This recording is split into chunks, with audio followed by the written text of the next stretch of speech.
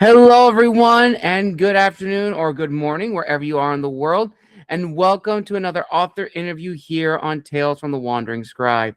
I'm your host, Gabriel Garcia. Many of you know me as the Wandering Scribe and the Wandering Quill. And joining me today is an author I am super excited to have here on the show.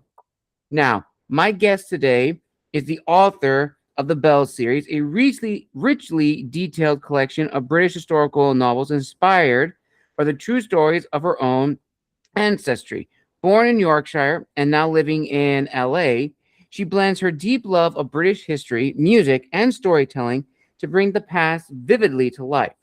Her novels explore romance, family, and resilience across some of the most transformative decades of the 20th century, from the excitement of the 1920s and the era of the Flying Scotsman to the hardships of the Second World War and into the social change of the 50s and 60s. Her writing journey began in high school with her first produced play, and she went on to professionally direct over 75 musicals and theatrical productions, as well as write new music. This lifelong connection to performance and storytelling gives her novels a strong sense of atmosphere, emotion, and rhythm. In recent years, she has also become a successful grant writer for arts education, supporting creative programs for future generations. Each book in the Bell series tells a heartfelt, historically grounded love story, from flappers and jazz age romance to wartime endurance in Bombed Out Hull to suffragist struggles in Newcastle and the rise of family pubs along the River Tyne. At the heart of her work is a celebration of strong women, enduring love, and families who refuse to give up in the face of change. Her novels are perfect for readers who enjoy British historical fiction, romantic family sagas, and stories inspired by real lives. Through her writing, she invites readers not just to read history, but to feel it. So, without further ado, ladies and gentlemen, let us give a huge round of applause to our guest today, author Debbie Wastling. Debbie, welcome to the show. Thank you, Gabe. That was quite an introduction. I didn't realize I'd done all that writing. But as you go on to the next book, as you know, the other books are still there and people are enjoying them, but they kind of fade in your memory. So you just reminded me what I've done. Thank you. You're welcome, Debbie. You're welcome. Now, before we dive into this incredible author interview, would you like to share with the viewers the books that we'll be covering for those who are meeting you for the very first time? Yes, you didn't mention that I'd gone into the Victorian period with Irish Secrets and Lies. This is a book for anybody who likes to read about the struggle of women and set in the Tyne on Newcastle upon Tyne. And my great grandparents had the biggest pub in the area. It wasn't just that great granddad probably had darn good beer, but also she cooked and she fed all the industrialized men who, after 12-hour shifts, probably wanted good food and good beer. And that's why they had this amazing business on the Tyne. I never knew ever that I was the great granddaughter of these famous people. The pub is still there and it's derelict now, but hopefully somebody will take it over. And she had a child who was a suffragist, and that's my great grandmother, Elizabeth Sutherland, hence the name the Sutherland Scandals. And she was, they lost the pub when her father suddenly died without a will. And I won't to give the story away, but she ends up joining the suffragists in Newcastle. And she painted the banners that they used to walk in the streets with, and they were trying to get the vote. So again, another artistic woman I didn't know was in my background. And then I actually wrote the first book. I've been writing backwards, just so your readers know. I've written history backwards.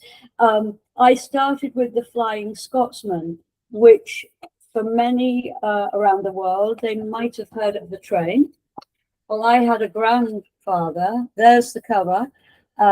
I had a grandfather who drove that Flying Scotsman for 46 years. That fact, the family told me. The rest of it, they didn't. And he for whatever reason, went on to marry an opera singer. Ooh, nice. He was the man who drove the Flying Scotsman down to Wembley.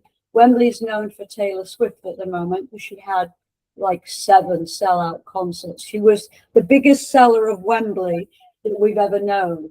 You know, so many people went. Great for her. But he drove the train to Wembley when the London and Northern Eastern Railway were sponsoring the opening of Wembley. And Grandma, Alice, was actually singing there for the king. No one told me that in my mother's family either. I have all these aunts who could never tell me. I didn't know why I was a singer, except I love music and I trained. But it's because Grandma could sing. And that's how this theory started, because my cousin found me after 30 years in LA, because I was all over the internet with my shows. And he said, well, you know why you do what you do. And I said, no, I do it because I think I've got some ability. No, you sing and do all that musical theatre stuff. Take heed, he's a policeman, so he had no idea what he was talking about. And I said, what? Why did my mum never tell me? All she used to say was, you play piano like my mother. And that's all I knew. So I'm talking to your readers now. Beware. Make sure you know your family background before it's too late. Make sure you know where you come from. And you might dig up some lovely or not so lovely surprises. But I think it's always good to know where you come from. Maybe you, Gabe, have a lot of interesting background and people who are writers in your background. Has anybody told you? I honestly do not know, Debbie. That's actually a very good question. I've looked into my own family history a little bit. I know a decent amount, but not enough. There is some gaps that need to be filled and stories that need to be told. And I also just want to say, Debbie, that you're probably the second historical fiction author that I've had on the show who has written books based upon their own family history, which you don't really see as much in the realm of historical fiction. Normally, historical fiction writers write about something from the past that doesn't have a very personal connection.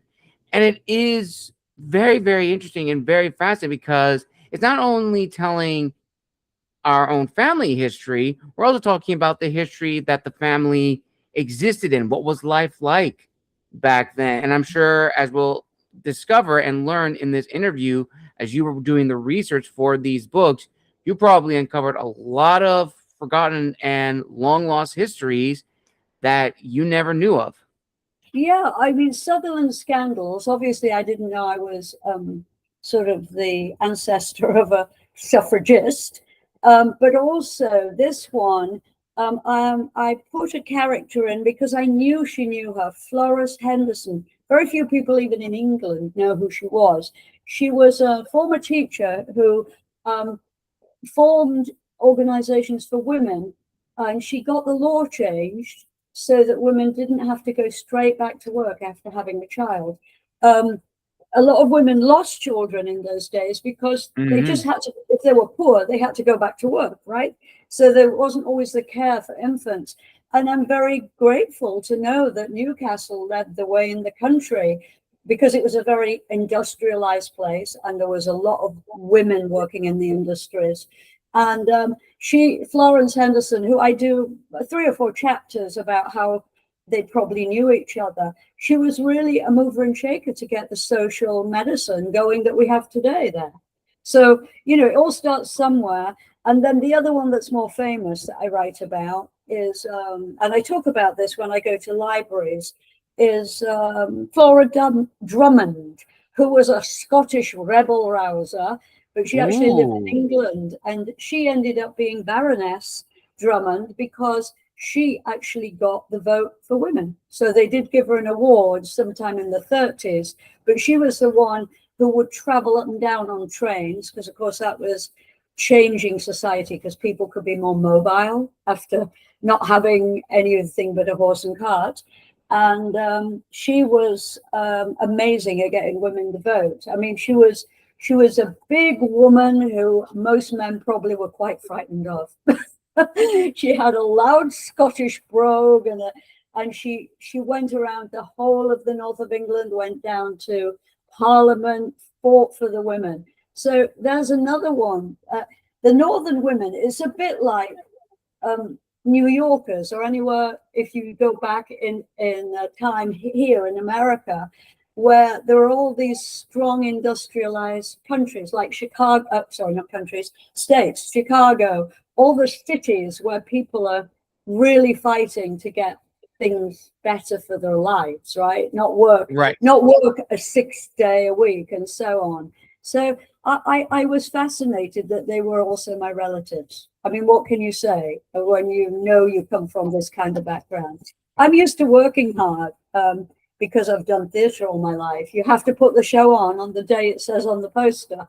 But, you know, these women worked much harder than probably most of us do today.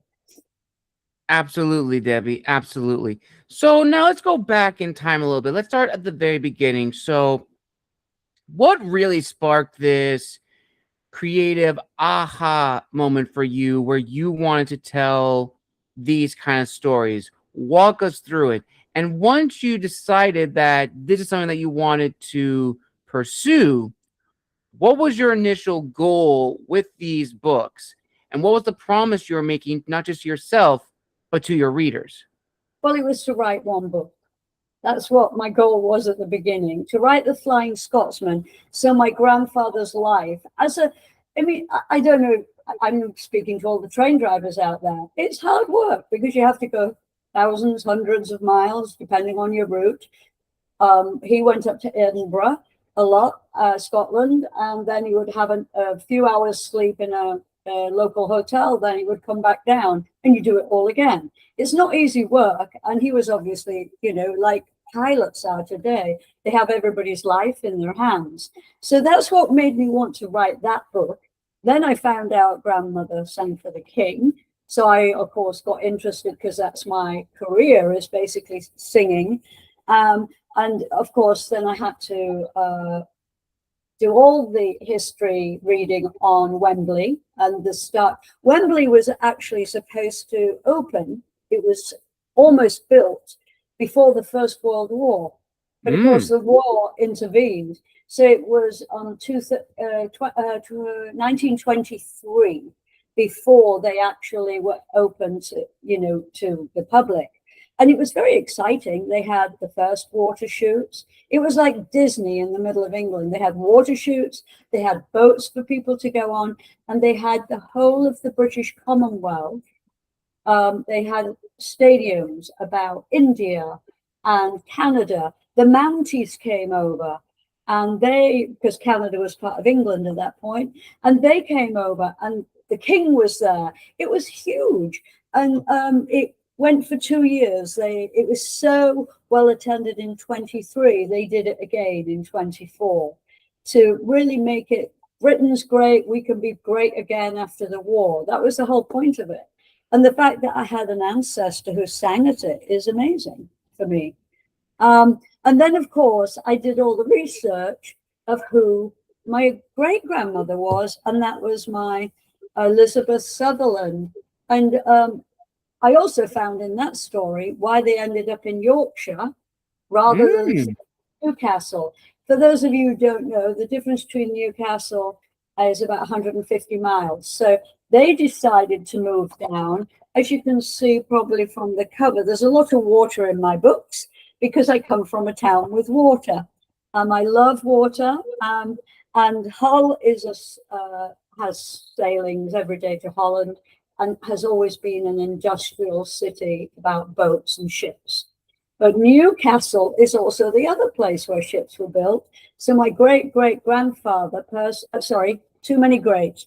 My great-grandfather, Percy Neil Gregory, moved the family for more work just before the First World War. And then, of course, he was seconded to the south of England to repair all the boats between France and England as they were bombed. So he spent most of the First World War. Again, nobody told me this is fascinating history. I found him because of what he did. Right. There's actually a list of people who fixed the boats for certain companies. And I knew what he was. He was a marine fitter, but there was more work in Yorkshire. So this is why people move, isn't it? Because they can get a better job, better standard of living for their family. And when she was in Hull, she did productions, did Great Grandma. And she was in things like Gilbert and Sullivan and all those old Victorian stuff. Again, this is why her daughter became an opera singer, because she was very interested in the theatre. I wish my parents had known, or well, my mother. She maybe did know, but it's, and then I didn't mention the last book, which is about the soundtrack of their lives. You probably now know I love music. All your listeners know that's my thing. And I want each chapter has a chapter of the year with music from the time. And if you go on YouTube, you can actually hear all the music. I've got a list at the back. So if you love that period of music or love reading with music in your ears, on my audiobooks, I actually put the music on.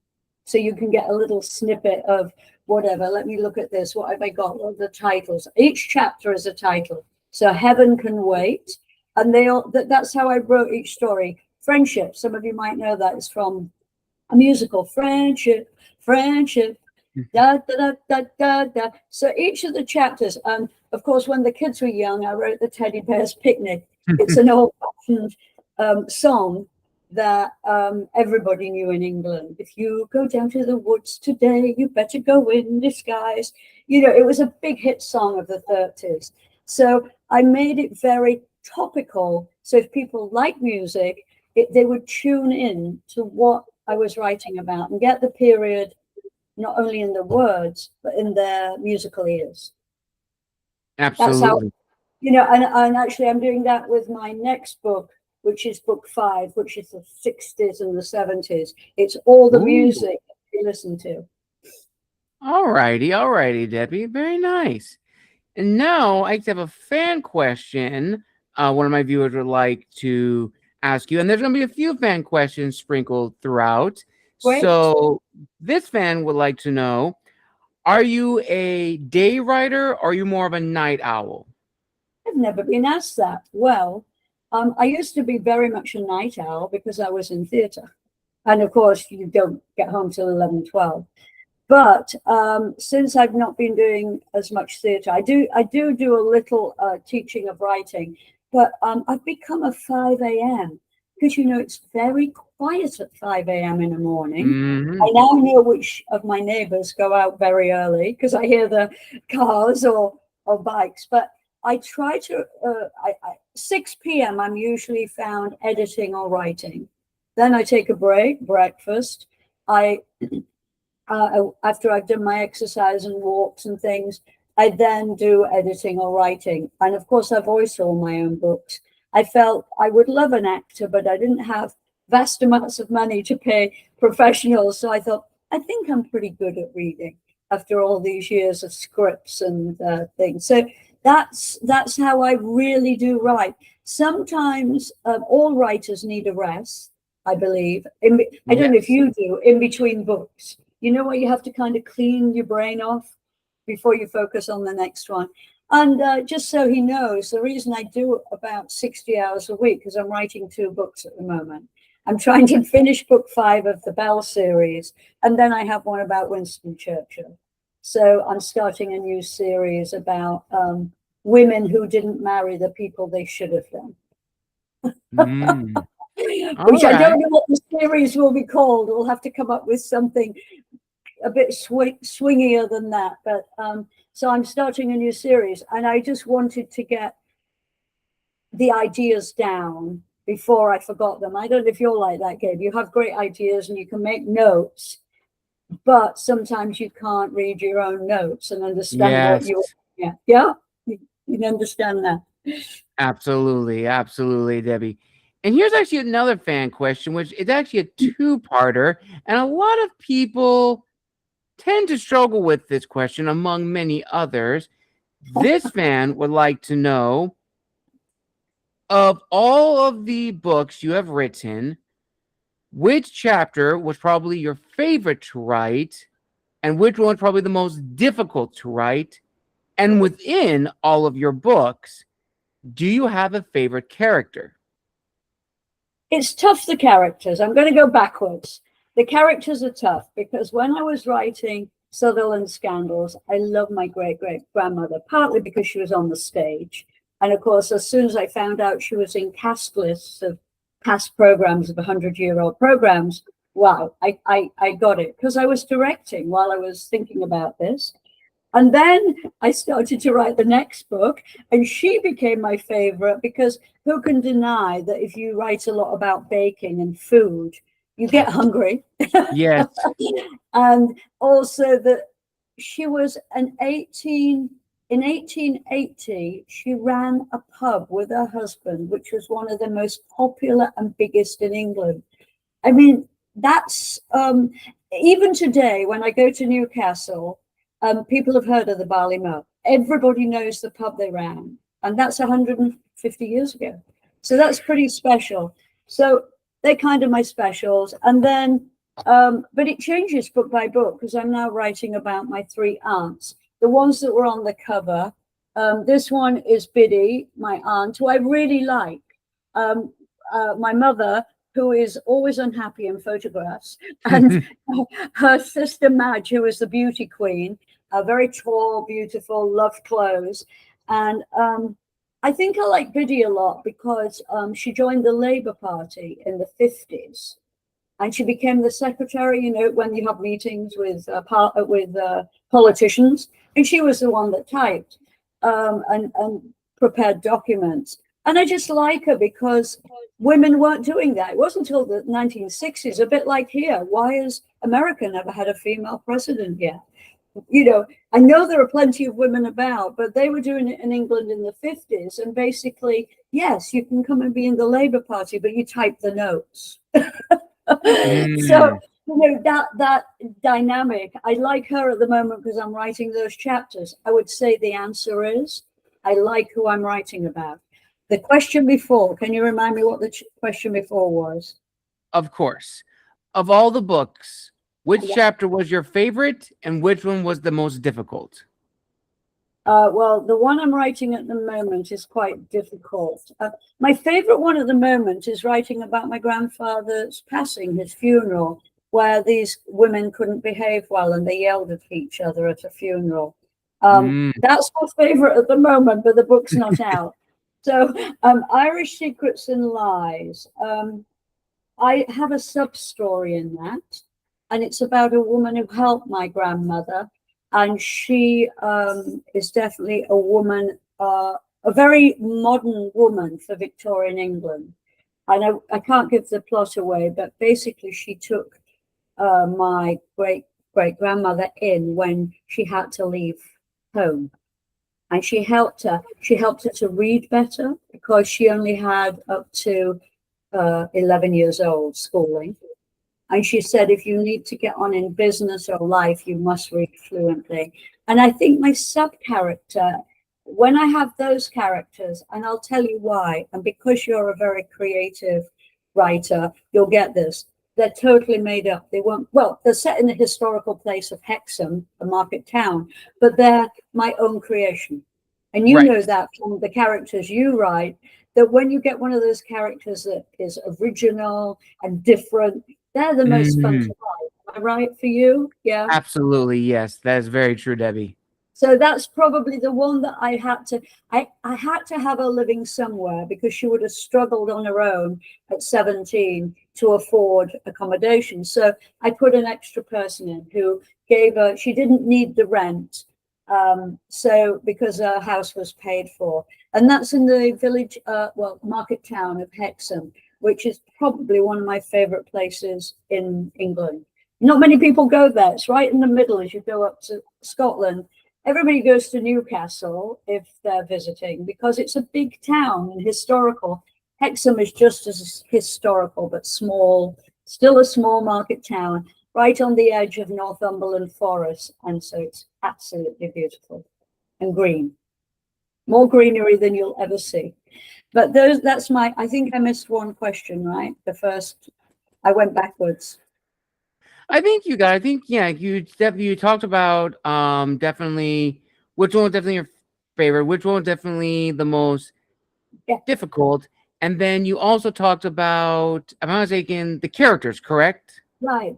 The characters, I believe this is for help if you've got writers. I'm sure you have writers listening because writers love writers. Mm-hmm. One of the things I try not to force characters. The same with I've edited Shakespeare, I've written plays, and actors will come to me and say, I remember Hamlet. I'll talk about Hamlet because most people know it. The young man who played Hamlet for me, who managed to learn all that darn script, and he'd come from the East Coast, and he said, I need more help because Hamlet's in a lot of the play, right? And I talked about dynamics. But I don't like to direct people. The same with my characters here. I want them to evolve. And I told him, as long as Hamlet evolves for each person that you speak to, whether it's your mother, your dead father, your Ophelia, your girlfriend, and I said, as long as you evolve, I don't think I, as a director, should put that on you. And that's how I feel about my characters. I think they've got to come organically because, again, Gabe, I'm going to look at you and say, have you written characters that you forced and they're not as believable? Have you had that experience yet? No, but not from the ones Good. I've published, but I am writing a character. I don't want to spoil too much, but she's my first female villain that I've written in all of my books. And she is a few years younger than the main character in the book. And it's a challenge. It is a challenge that I find myself because I don't want to make her too cartoonish. I want her to be believable in the world that she exists in. Yeah, that's fabulous. I mean, I think, as we know, women detectives are now huge. Every time you switch on anything, I think it's really good for writers. I mean, again, I often give men my books. I have predominantly female readers, but quite a few men. They all love Flying Scotsman because it's about a man. But I have said to people, do you find this believable? I always give it to people I trust, who I know read a great deal and get feedback before it goes out. But that's for the readers who are the writers who are listening, who will be readers as well. But you do know when things are not working. Like I used to know, we'd have opening night in Hamlet. Hamlet's just a darn long play. I cut it down. It was done at Torrance Outdoor Theatre one summer. And, people are not going to sit there in the cold on the night for hours and hours of Hamlet. I had a couple of people say, you shouldn't cut Shakespeare. And I'm like, I want people to enjoy the story without all the, and Shakespeare cut his plays all the time. He changed them around. So, if you've read enough Shakespeare or you've read enough novels, again, I haven't hated the length of any of my novels yet, but I'm finding the more I write, and I'd love to have feedback on this, the more I write, I'm much pickier about editing. So I know my books now are edited so many times that any of the, what I call fluff that is not really needed, goes in. And I think that's what happens the more you write. Just as a note for readers, I have a great male editor who I will definitely use on Winston if he's available. And he's a world traveler, so he does understand he's English, but British, but he does understand I write in all sorts of places. And when I first spoke to him, I said, the one thing you've got to know is where Newcastle is and Hexham. And he said, I've actually just come back from a walking holiday in Hexham. I mean, that's a weird way to change your editor. But if you don't know the area and all the ins and outs of the places I describe, I think I'm a very good writer about where I am. I like to place it. You live in a different fantasy world. You write in a fantasy world, so you can make it anything you want, right? But Right. I cannot. I have to. It's historical, and it's got to be authentic to the time. I want people who live in Hexham to enjoy it as much as Americans who probably will never visit there. Yeah, Yes, absolutely. important. Absolutely, Debbie. And that's all the same kind of mentality I had when I was writing two of my books, which are historical fiction, but I would call them historical fantasy because there is soft fantasy elements in them, such as Son of Persia and The Wolf of Rome, both set in the classical age, one in Greece, one in Rome. A lot of research, a lot of dedication to get the characters correct because it's not just the fictional characters that need to be authentic, it was the real life people that they were interacting with that had to make sense. Absolutely. Well, great for doing that because, as you know, it takes longer. Historical writers take far longer to do things because of all that research. So, did you take a Absolutely. trip to Greece? Did you go there? No, I did not. I was still in college Ah, around the time, so could not. I not was possible. not possible. No. What I love to, absolutely, I would love to go to Italy if I could to just learn more about the history and more. And actually, hopefully, do want to come to at least the UK because I am working on the third book in my historical fiction, historical fantasy series, which is about another character that I have written before in one of my previous books. And I don't want to give too much away, but this is a character. One of my friends has said, she's a narrator. She has said, if I ever get around to making this an audiobook, she wants first dibs because she loves the character. She's actually voiced her in a snippet of mine. And it's just so fascinating to see, the amount of praise and response we as authors get from our works, which then leads to another question, Debbie, which is it's a very loaded question. So I'm very intrigued to hear your thoughts on this. And that is, of course, ultimately, when did you feel confident in your abilities to claim the title fully of, I am an author? And the reason I bring this up is that a lot of people that I've had on the show have considered themselves writers instead of authors. A lot of people view being an author as someone who is published as opposed to someone who just writes unpublished work. Couple that with imposter syndrome, writer's block, social media, the trends, and more, it can be overwhelming. So, for you, Debbie, as you were writing these books about your family and the history that your family was a part of, when did you feel in your journey that you were an author? You're not someone just writing these stories, you were an author Right. telling That's a stories. very good question. And I don't think it's loaded because I've written plays or I've chopped famous people's plays like Shakespeare to bits. But because I've written my whole life, I mean, I started when I was 15, doing a Christmas production with all my friends, and most of them I still know. And then I went to college, and we had our first year, we had to devise a play to take into the London schools for kids. So we were Okay. going about children's theatre. And then when I got out, I started adapting. And when we didn't have the budget, I would write a play or a musical. So I've considered myself a writer, just like, I consider myself, I swing dance. I consider myself a dancer because I do it every week. So I considered myself an author when The Flying Scotsman Sings came out. That's when I Mm. thought, wow, I've now made it to novels. But what am I going to do with the rest of the book, which was the soundtrack of their lives? Because there's no way I could have put, it's quite thick, this anyway. It would have been about, I can't even think how many pages it would have been.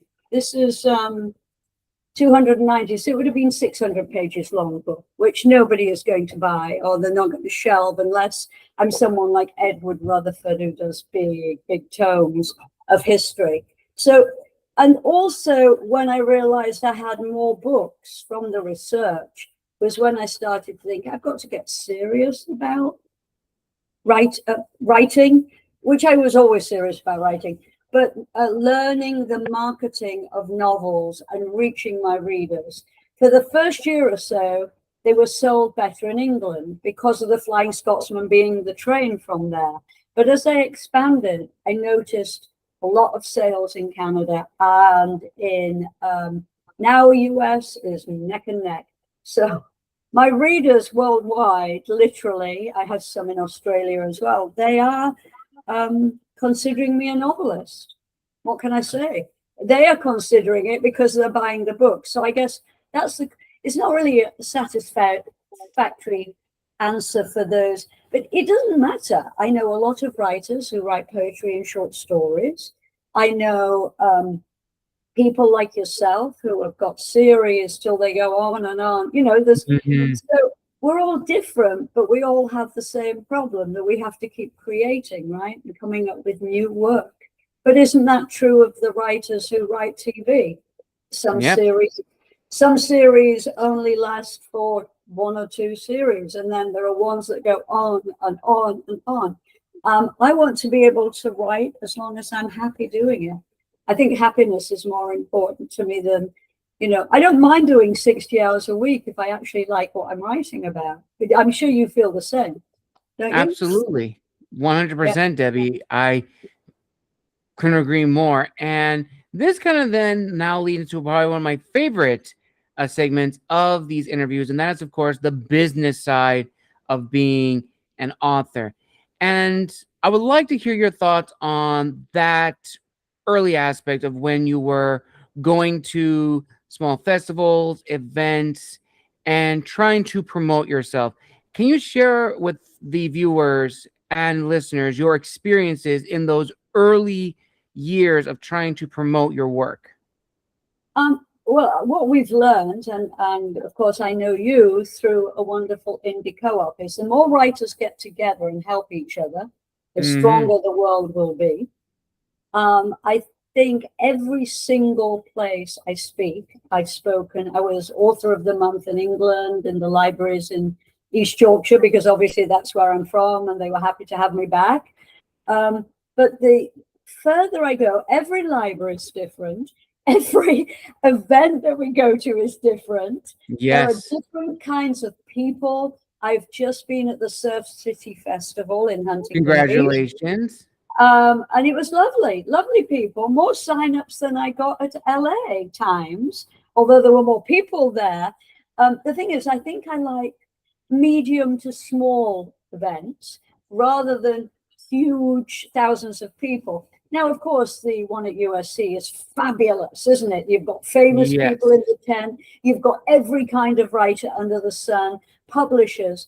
But I really do like, I think, me personally, when libraries ask those questions about suffragists or England, how are the buildings? How did these women manage to do this? Or why didn't you know your grandfather? All sorts of things like that is much more, for me, satisfying. I suppose that's the word, because I feel I'm reaching people, they're understanding. And what's funny is, I would say this to any author, the more you go out and read in libraries, I donate a set of my books every time I go to a library. There's hundreds of people who will read your book because it's in the library, or they'll pick up your audio because, like you, I'm on BorrowBox and all the library. But I was the kid that went to the library while my mum finished work. And so I believe in libraries, and if they ever get rid of them, the work, whichever countries they don't have them, there's a lot of African countries do not have a library accessible to people, and so literacy is poorer. Because if you are poor, you need free books, right? If you love to read. And so I'm very pro. I will speak if there are any librarians listening. I'm happy to speak at any library anywhere in the world, and I'll get myself there. That's a big promise, but as I do go to places all over, I really do think libraries are going to be the savior of education, because Yes. there are great teachers, but particularly those who do not have the income to buy books. And Yes. that's why I love libraries. 100% very true, Nebby. Very, very true. But And I also that's what I remember, like. I like to be in where people can come. I tell you, I went to a small library on the East Coast. I love Withensea. It's a great seaside place. I went in winter when nobody's there for the seaside. It's cold in England. And the first thing the librarian did was offered every person who walked in tea or coffee. Those nice. ladies and gentlemen sat down, had the tea and coffee, listened to me, and nearly everyone bought a book. Now, whether she put something in the tea or coffee, I don't know. Maybe she put good juice in or something. But you see, because they felt comfortable and they enjoyed my historical, I have a lot of historical photos and I talked about them, tons of questions, and everybody came in and bought a book. Isn't that terrific? That is terrific. That absolutely I mean, is. that's fine. That's what's called finding your audience, right? We've all got to find our audience. I know probably you do some of the events that are just to do with fantasy, right? Where there are bigger groupings of people and they come for that reason, right? Yes. And I definitely trying to go out to a lot of other like libraries and it's like local events to go out. I've actually been researching events that have already passed, but definitely ones to save up for. Like, hopefully, I can go to Laguna, the Laguna Book Festival next year in January. I There's was at it also, last year and it was, mm, again, they had great writing courses. If any of people live near there that are listening, they did courses in the morning and they had writers in the afternoon. So it's really, really worth, really investigating ahead of time. And if you are a writer, keep doing it. People always ask me, what's your process? I said, I get out of bed. I often don't have breakfast till a little later and I just edit or write. If I've had the idea in my head, I get it down on paper. And then once I've had food, I can usually look at it and see if it's pretty good.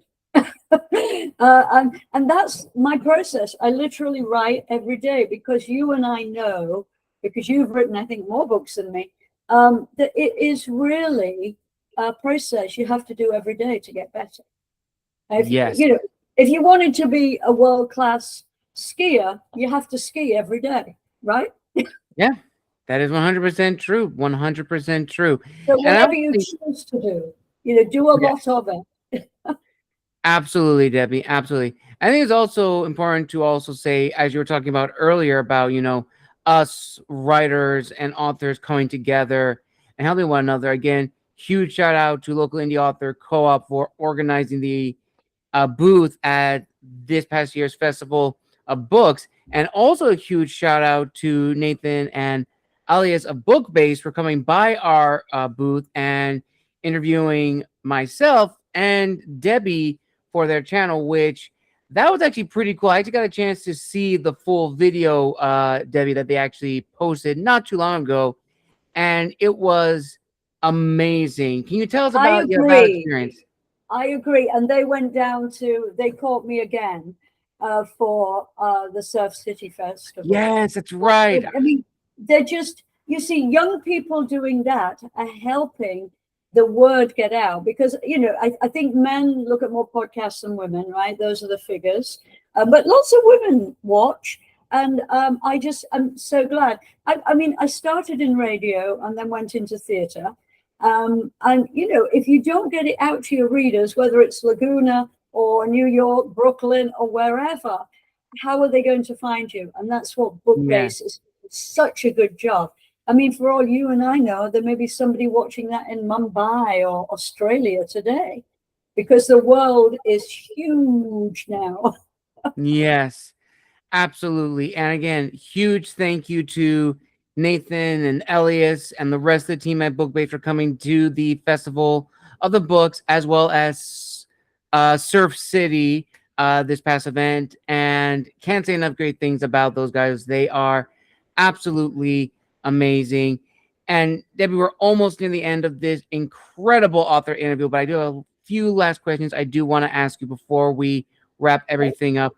Now, this one, I think you've already touched on it, but maybe you can go a little bit more.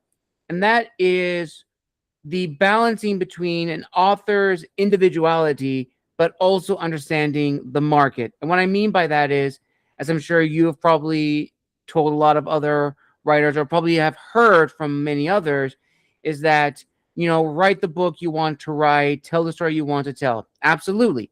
But also be mindful of the market and the genre you're writing in, because a lot of people have expectations of how certain genres are supposed to go and certain stories within those genres are supposed to go, and it's a balancing act.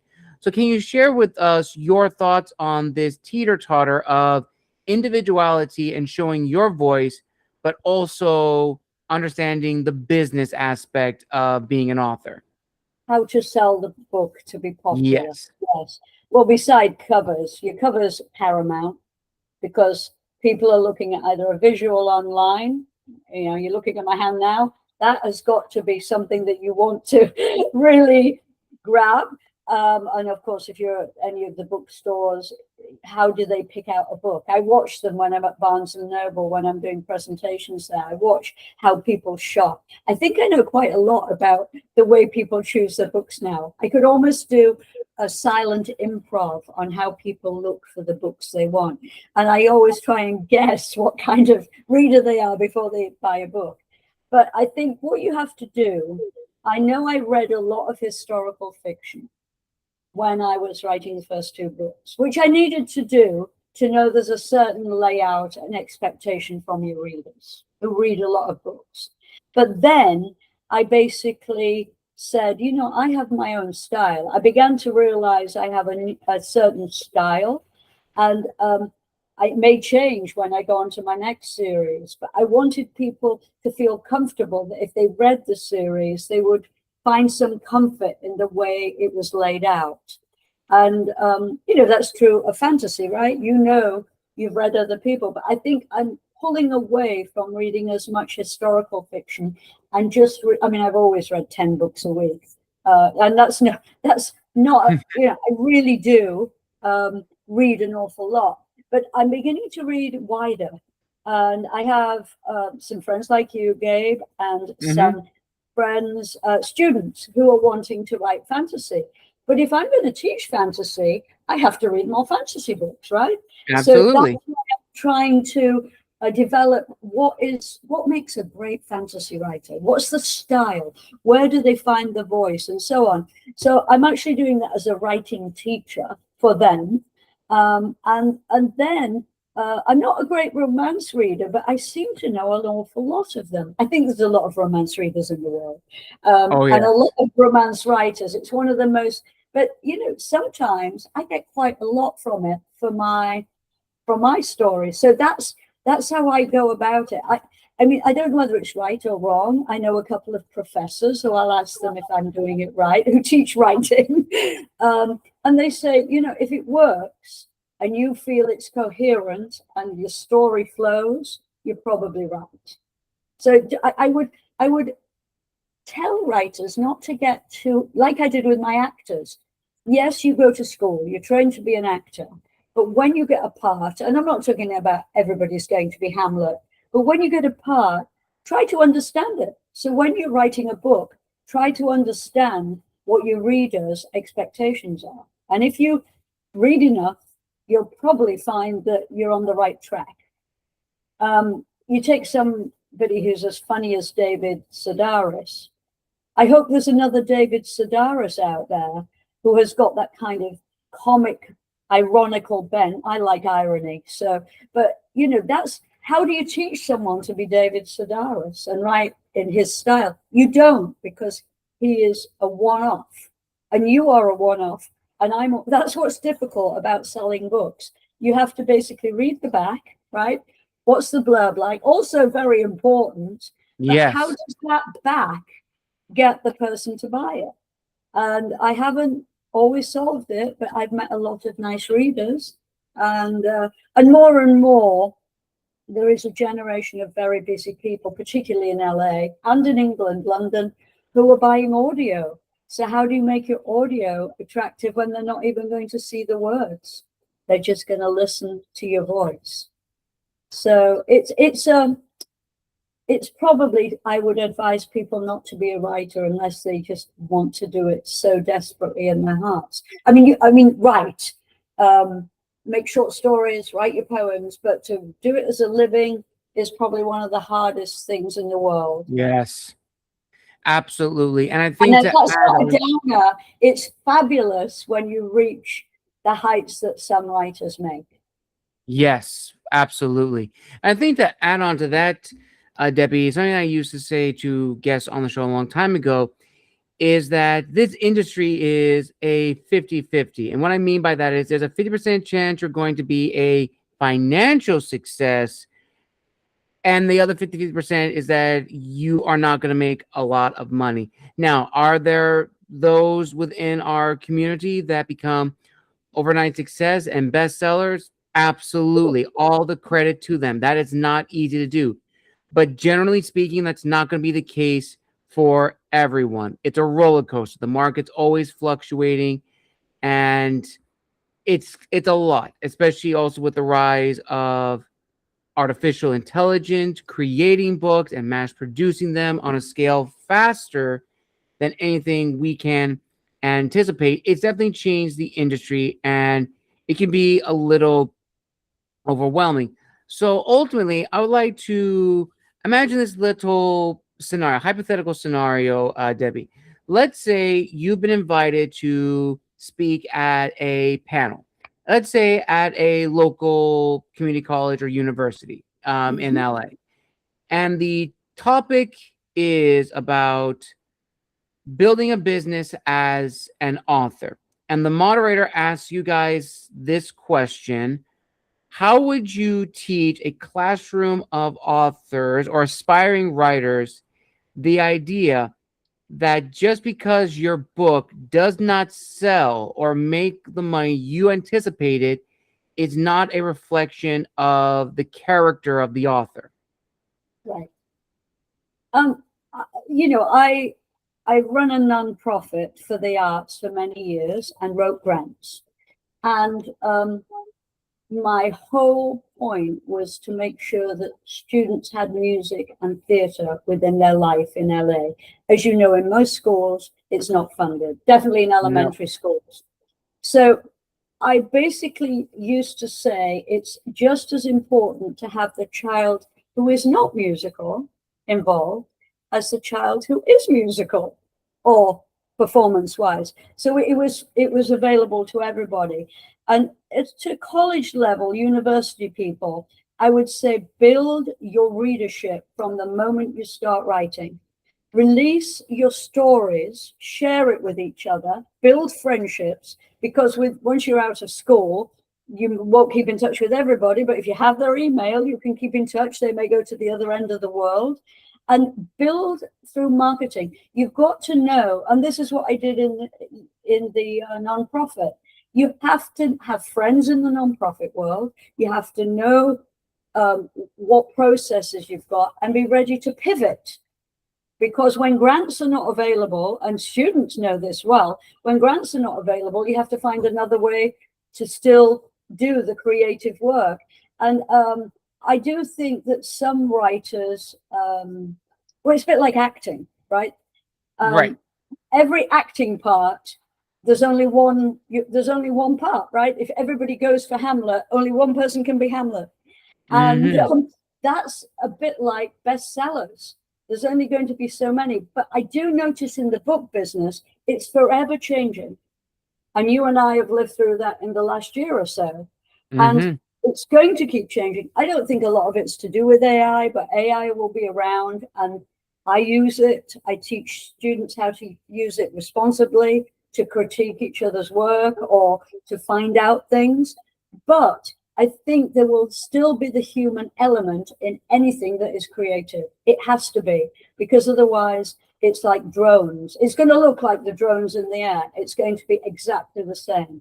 So I think there's hope for the future because there are more ways to learn to be a writer.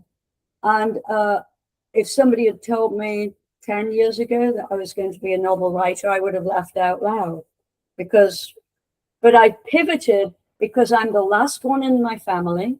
I have no other writers in the family, nobody who would do the research. And I felt that's one thing I could give back to my British family. And now, look, it's 5 books. So it's been worthwhile because they all read the books, but, you know, they wouldn't have written them. So there are some people who write because they love it. And there are some people who read because they love it. And I think it's a good thing to find out about yourself. That's what I would tell the students. It's one thing to be a reader like me who reads tons of books a week. It's another thing to be a writer who writes books. And sometimes I think people think if they're a brilliant reader, they're going to be a brilliant writer. Not so, right? So Again, and you know, get good education, get good advice from professors. That's what I would tell them, which is why most people take creative writing or literature or whatever it's called in which college. It depends where you are. But learning to be a big time marketer. And it all starts with your community and getting people on your mailing list, because that can never go away. Amazon might go bust. All the other people who sell books might not be there in 10 years, but you'll always have those emails while people have still got that email. And I feel you've got to keep collecting people. Does that make sense? yes. Collect good people. I can tell who they are. We were together, stood side by side, and so can you. You can tell who's a fantasy reader, and I could tell who were my, you know, there's a certain type of reader who just exudes how much passion they have for what they read. And those are your people. So that's what advice I would give to students, is you've got to start building your people, and also to have them for support when you're feeling that, why am I doing this? Because that's important. Good mental health. Beautifully said, Debbie, beautifully said. And now we arrive at the final question of this incredible author interview. Now, we've talked about a lot of things in this interview, from your background as an author, your background in the performing arts, your family's history, what you've learned about the business from going to events, collaborating and connecting. At the end of the day, what do you want people to take away from your works? And as a bonus question, are there any special shout outs you want to give, maybe to family, friends, authors you've met on your journey? Well, you've said the Indie Co-op is a fabulous group of people, all different writers, all different genres. So that's my shout out. I mean, my relatives, they may watch podcasts. I will send it on my newsletter. So everybody on my newsletter will know who you are, Gabe. But I really want to, the next step, and I'm busy doing it, is to turn all my books into TV not sitcoms. They're not, well, some of them are very funny. That's what I'm learning to do now. I'm going to write them all as scripts. And hopefully when I get back to England in August for a couple of months, I can go around. That's what I want to happen with the stories, because one, more women watch TV than men.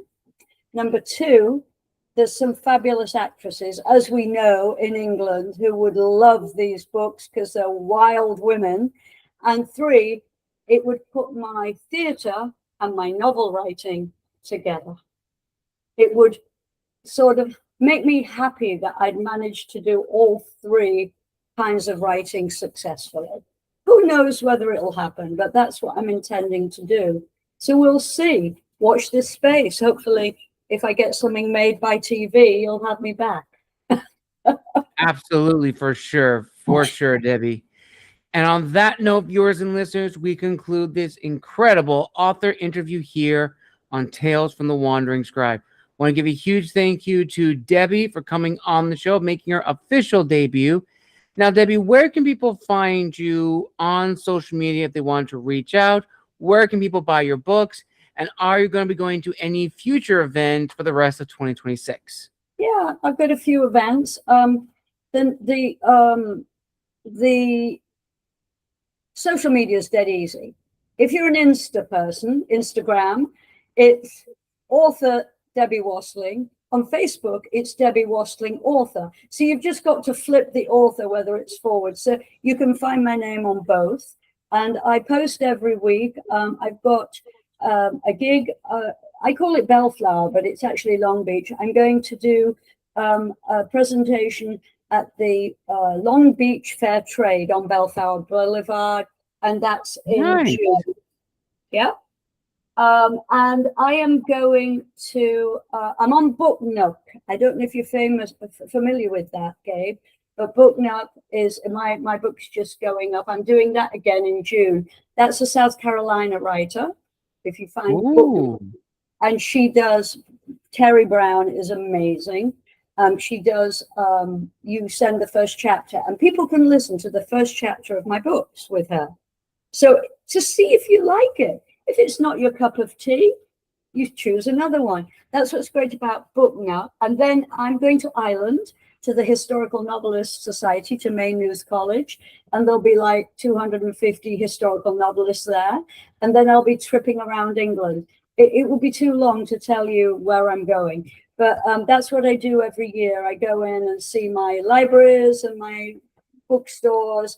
And but they can find me locally, and we're hoping, aren't we, Gabe, that we'll be at San Pedro for their book fair. Yes. And I forget when it is, but I've written it down. Is that in June? Yes, that's in June. That is in June, and then there's also one coming up on the 20th of June, which I'm also going to put in the chat on the email list, so that way possibly we can all get a table there, or at least a few of us can, carpool over there. Community again. Build the community. Thank you for doing that, and thank you for this amazing opportunity, because this will reach, who knows where it's going to go. Absolutely, Debbie. Absolutely. I will link all that down below in the description of this video, viewers and listeners. Thank you so much for joining us for an incredible author interview here on the channel. If you would like to see Debbie back on the show again for a follow-up interview, you know you have to do. Like this video, comment below, and subscribe to the channel.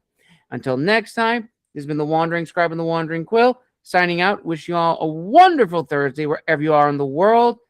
Happy afternoon, and we'll see you all in the next episode. Take care. Have a wonderful day.